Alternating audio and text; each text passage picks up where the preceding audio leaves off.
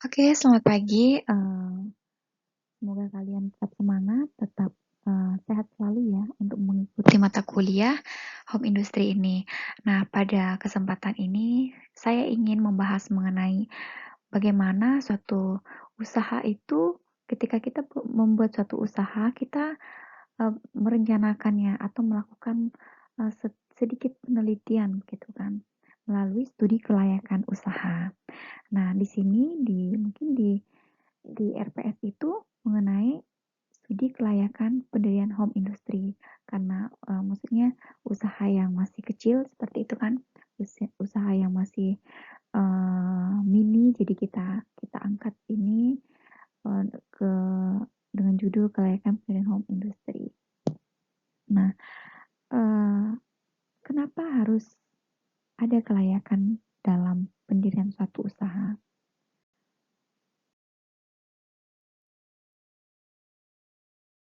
Di sini dikatakan bahwa ketika hendak menjalankan bisnis, ada baiknya melakukan studi kelayakan bisnis. Hal ini untuk menilai sejauh mana manfaat yang diperoleh dalam melaksanakan suatu kegiatan usaha atau proyek tersebut. Nah, ini untuk melihat usaha tersebut apakah nantinya uh, apa ya, nantinya berjalan dengan baik begitu atau tidaknya.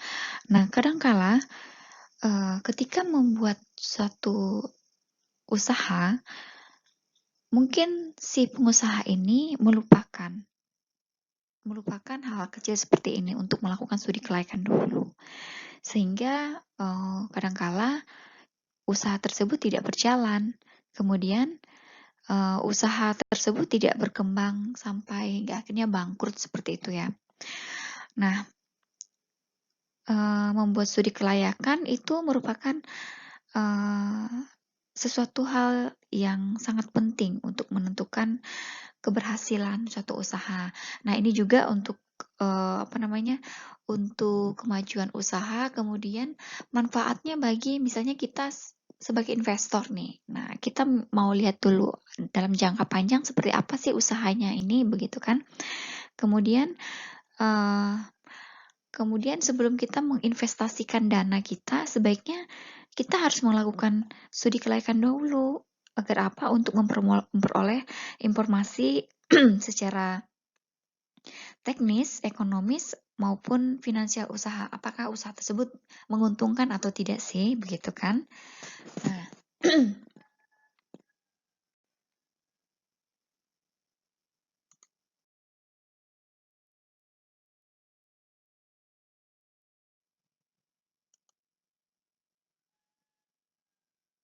nah, mungkin di semester yang lalu atau di waktu di awal-awal perkuliahan, kalian mungkin sudah mendapatkan materi ini ya. Nah, ini juga berkaitan dengan apa yang akan kalian jalankan begitu kan. Mungkin saja dari sebagian kalian ada yang mengangkat ini sebagai salah satu judul yang hendak kalian ajukan untuk penelitian kalian ke depannya di semester ini maksudnya. Nah, sebelum kita tahu bahwa studi kelayakan ini dilakukan atas dasar penelitian. Nah, apakah bisnis tersebut layak tidak dibangunnya, tetapi juga saat dioperasikan secara rutin dalam rangka pencapaian keuntungan yang maksimal dan waktu yang tidak ditentukan, itu bisa berjalan dengan baik seperti itu. Nah, ini bukan hanya untuk perencanaan awal saja, tetapi misalnya kalian sudah berjalan sekian lama, studi kelayakan juga patut dijalankan. Supaya apa?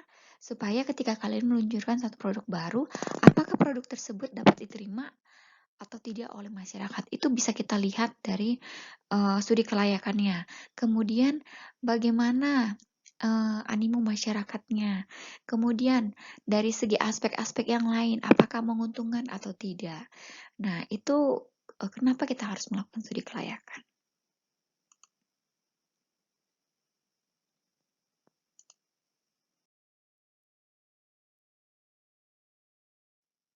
Kemudian tahapan yang harus dilakukan dalam membuat studi kelayakan. Yang pertama itu mempelajari segala hal yang berhubungan dengan jenis usaha yang direncanakan. Nah, jadi kita harus tahu dulu nih, apa sih yang harus saya lakukan. Nah, kalau kita berbicara tentang jenis usaha yang akan kita jalankan, kita harus tahu dulu produknya seperti apa, kemudian bahan bakunya seperti apa, kemudian bagaimana permodalannya, kemudian siapa yang menjalankannya. Semua harus kita kenal dulu supaya kita tahu eh, supaya jelas apa sih yang kita ingin rencanakan begitu. Jelas usahanya apa begitu. Jangan asal membuat usaha tapi tidak mempertimbangkan aspek-aspek yang lainnya. Aspek-aspek yang lainnya akan kita jelaskan setelah ini. Kemudian menyusun rencana studi kelayakan secara urut dan terinci. Nah, dimulai dari apa? Dimulai dari kita tahu dulu bagaimana sih aspek pemasarannya seperti itu. Kemudian siapa yang menjadi target pasar kita? Nah, mulai dari tahap itu dulu, kemudian akan ada tahap-tahap selanjutnya akan kita bahas.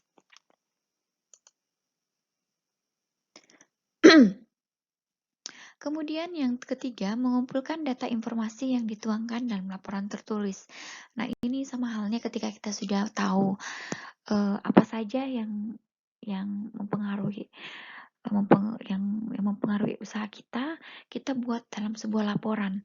Sama halnya kita membuat satu penelitian, dari penelitian tersebut kita analisis, nah hasilnya seperti apa, itulah yang dan kita tulis dalam sebuah laporan tadi. Kemudian membuat simpulan. Nah, ini tahap akhirnya.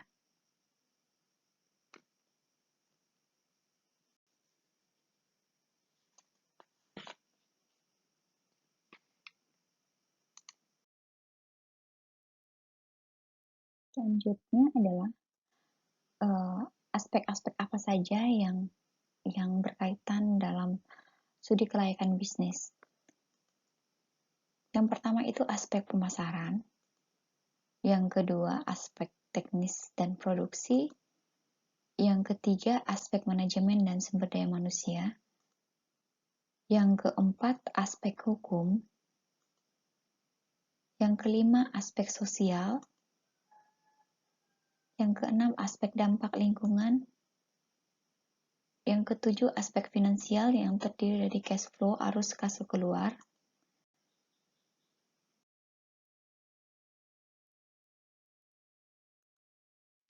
Oke, aspek yang pertama itu aspek pemasaran. Aspek pemasaran akan dilakukan dengan menggunakan bauran pemasaran, yaitu seperangkat alat pemasaran yang digunakan perusahaan untuk mencapai tujuan pemasarannya.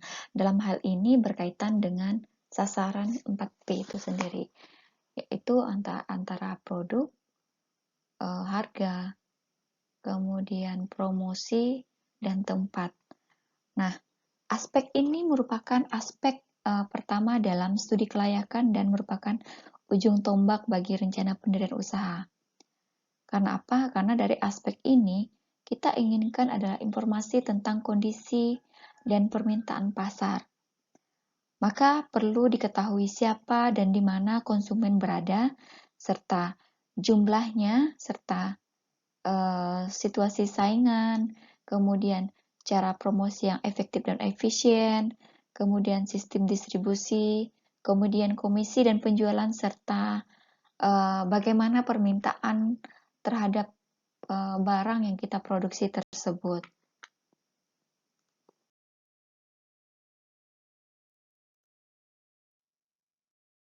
Aspek yang kedua mengenai aspek teknis dan produksi. Nah, aspek ini yang berhubungan dengan pembangunan dari proyek yang direncanakan, baik dilihat dari faktor lokasi, luas produksi, proses produksi, kemudian penggunaan teknologi, diantaranya mesin ataupun peralatan, maupun keadaan lingkungan yang berhubungan dengan proses produksi. Nah, aspek pasar dan pemasaran dinilai positif. Setelah itu barulah kita kemudian memikirkan aspek teknis dan teknologisnya tadi. Nah, terkait dengan aspek ini, mungkin kita juga akan mengenal ada 3 sistem produksi.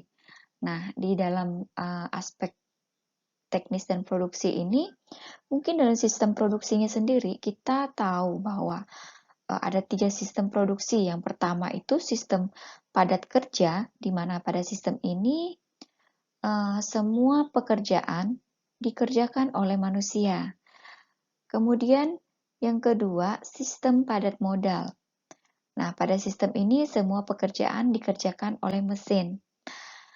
Kemudian yang ketiga, sistem mekanisasi, di mana pekerjaan ringan oleh manusia dan pekerjaan berat oleh mesin. Kemudian, nah, ketika dalam memproduksi suatu usaha atau barang, hal yang tidak boleh dilupakan adalah perlu tidaknya dilakukan produksi percobaan dan penanganan limbah hasil samping produksi tersebut. Kemudian produksi percobaan di samping untuk mencoba mesin peratannya juga memeriksa mutu yang dihasilkan dan juga waktu yang diperlukan untuk setiap tahap proses produksi. Nah, sebaiknya juga ketika dalam membuat aspek teknis ini, kita harus membuat bagan-bagannya, bagaimana tahapan-tahapannya tersebut. Nah, berapa menit ketika misalnya menggoreng misalnya kalau menggoreng kerupuk ya, nah berapa menit untuk tahap penggorengan. Nah, kemudian dari tahap penggorengan ini berapa menit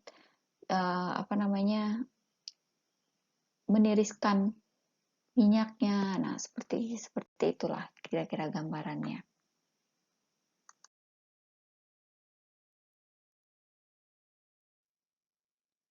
Yang selanjutnya adalah aspek manajemen dan sumber daya manusia. Di mana dalam manajemen dalam bisnis sama saja dengan manajemen perencanaan bisnis. Karena apa? Karena akan berhubungan dengan perencanaan, pengorganisasian, pelaksanaan, dan pengendalian. Nah, sedangkan SDM di sini adalah mereka yang mengendalikan itu semua. Nah, aspek sumber daya manusia ini untuk mengetahui apakah dalam pembangunan implementasinya bisnis dapat diperkirakan layak atau sebaliknya, dilihat dari ketersediaan sumber daya manusianya. Keberhasilan tersebut dapat dilihat dari sumber daya manusia yang solid, yaitu manajer dan timnya. Nah, maksudnya dalam manajemen suatu perusahaan, sumber daya manusia ini adalah bagian dari manajemen tersebut. Bagaimana manajemen bisa berjalan dengan baik itu berkaitan dengan keahlian-keahlian yang dimiliki oleh manusia-manusia yang ada dalam usaha tersebut. Nah, gambarannya seperti ini. Misalnya ya, untuk kegiatan perencanaan. Nah, berapa orang yang dibutuhkan, kemudian misalnya dalam pelaksanaan berapa orang yang dibutuhkan untuk menjalankannya, kemudian disusunlah tugas-tugas pokok yang harus dilakukan untuk menjalankan usaha tersebut. Nah, sumber daya manusia ini berkaitan dengan orang-orang yang dibagi dalam jabatan-jabatan tertentu. Misalnya dalam perencanaan siapa orangnya, kemudian dalam pelaksanaan siapa sumber daya manusianya yang ada di situ. Kemudian, nah melalui cara tersebut kita tahu berapa jumlah yang kita perlukan, berapa jumlah sumber daya manusia yang kita butuhkan untuk menempatkan posisi tersebut. Kemudian maksudnya berapa orang tadi yang kita perlukan ya. Kemudian apa sih syarat-syaratnya yang diperlukan. Nah, kita bisa menentukan persyaratannya, misalnya mengetahui menjalankan mesin, kemudian mengetahui pengoperasian komputer, seperti itu. Kemudian perlu juga diketahui dari mana tenaga tersebut diperoleh. Kemudian bagaimana cara memperolehnya. Kemudian berapa balas jasa yang harus kita berikan kepada si siapa karyawan yang sudah kita rekrut tersebut. Kemudian supaya apa?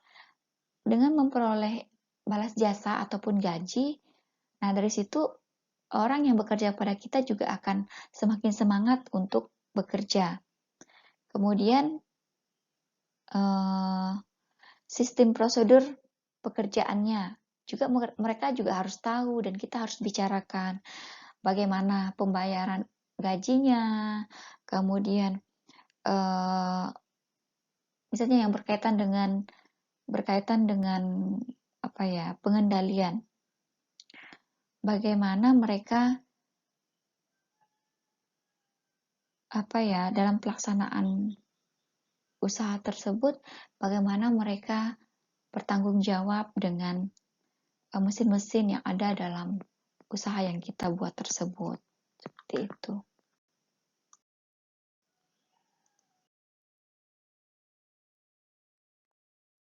Aspek yang selanjutnya yang harus diperhatikan adalah aspek hukum.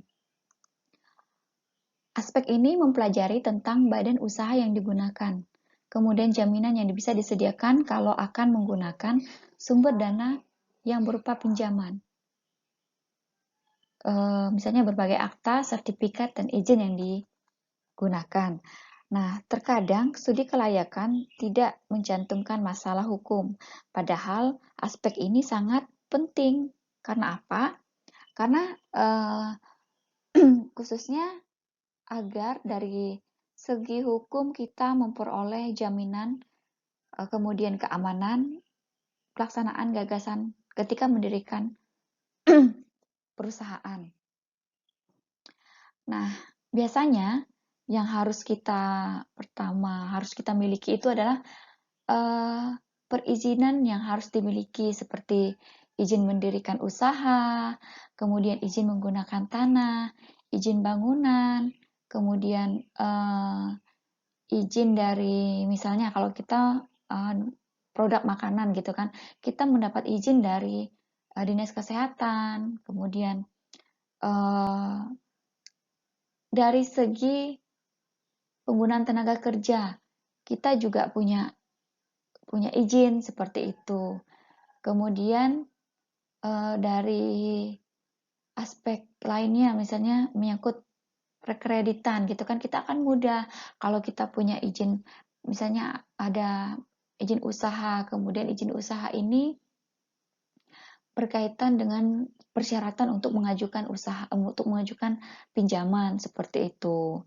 Nah, ini kenapa aspek hukum harus kita buat juga supaya tahu.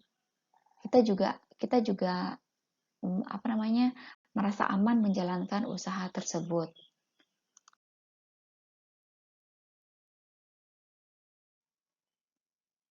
Aspek selanjutnya adalah aspek sosial. Nah, dalam bisnis itu seringkali saya bilang bahwa kita juga memberikan dampak untuk masyarakat di sekitar kita. Nah, aspek sosial di sini adalah bagaimana bisnis itu hendaknya memberikan dampak sosial, di antaranya membuka lapangan pekerjaan baru dan melaksanakan alih teknologi untuk meningkatkan mutu hidup. Nah, khususnya untuk masyarakat yang ada di sekitar kita. Jadi kita membuka lapangan pekerjaan bagi mereka sehingga mereka mendapatkan penghasilan tambahan ataupun penghasilan baru begitu. Sehingga mereka yang tadinya kesulitan dalam mencari pekerjaan, dengan begitu kita mempermudah mereka untuk mendapatkan pekerjaan. Kemudian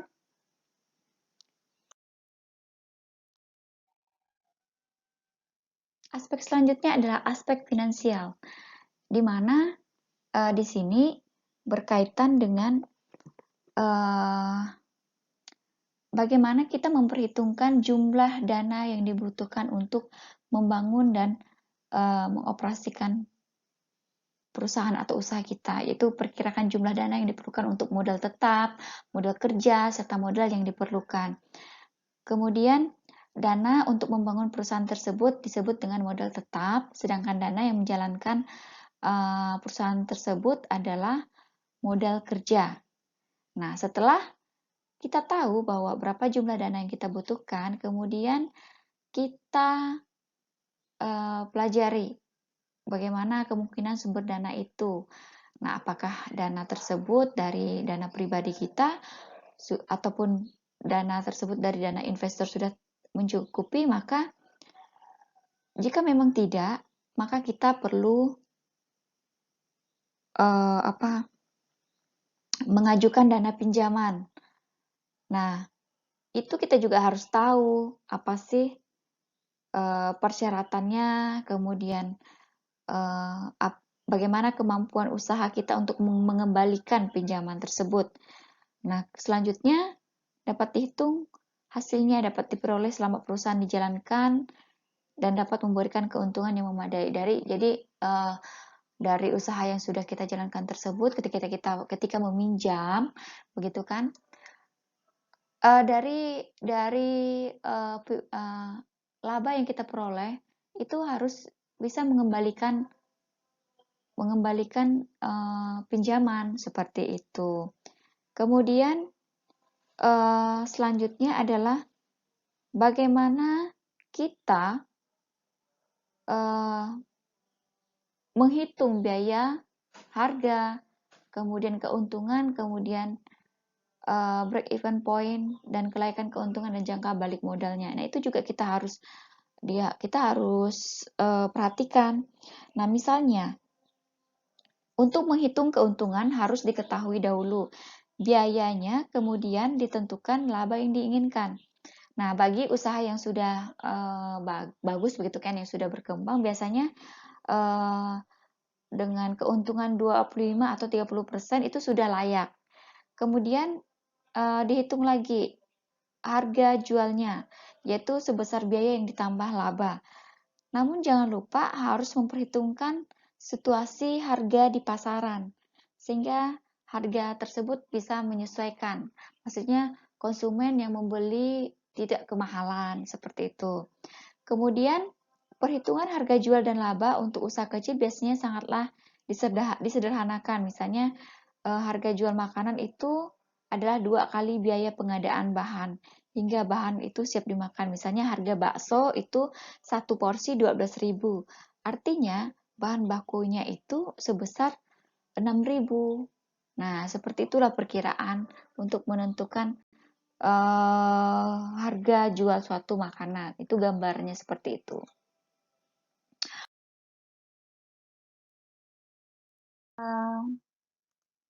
Yang terakhir itu adalah aspek dampak lingkungan. Nah, ini berkaitan dengan AMDAL, analisis mengenai dampak lingkungan yang merupakan